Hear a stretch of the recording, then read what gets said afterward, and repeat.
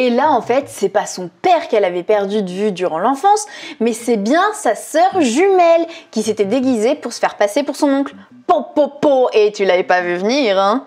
Ouais bah non en fait tu l'avais pas vu venir parce que l'auteur t'avait littéralement menti 10 pages avant pour t'amener sur une fausse piste.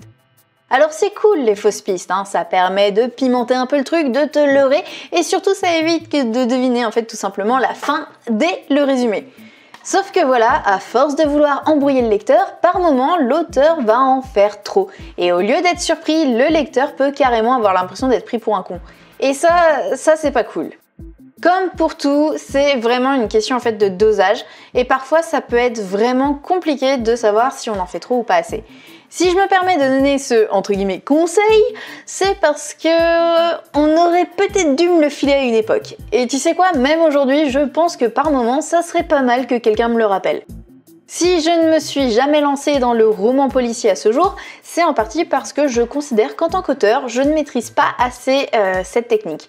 En tant que bêta lectrice, j'arrive super bien à dire qu'un auteur a un poil abusé sur la fausse piste ou non, mais quand il s'agit de mes propres romans, j'ai vraiment pas assez de recul là-dessus. S'il y a bien un truc pour lequel, à mes yeux, il est important d'avoir un bêta lecteur, c'est un peu ça.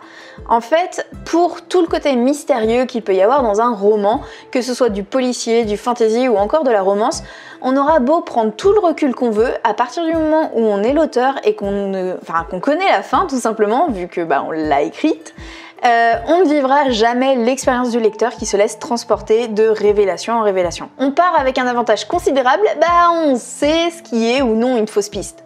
Bref, tout ça pour dire que cette technique est géniale pour pimenter un roman, mais attention à ne pas en abuser et surtout à la fin du roman, parce que c'est à ce moment-là que le lecteur va être le plus attentif aux petits détails, et si la fausse piste est bancale, en fait il va le remarquer bien plus qu'en plein milieu du roman. Et d'ailleurs bientôt je te ferai un podcast au sujet des fins, et je te parlerai d'une erreur que j'ai faite récemment, alors abonne-toi pour suivre ça.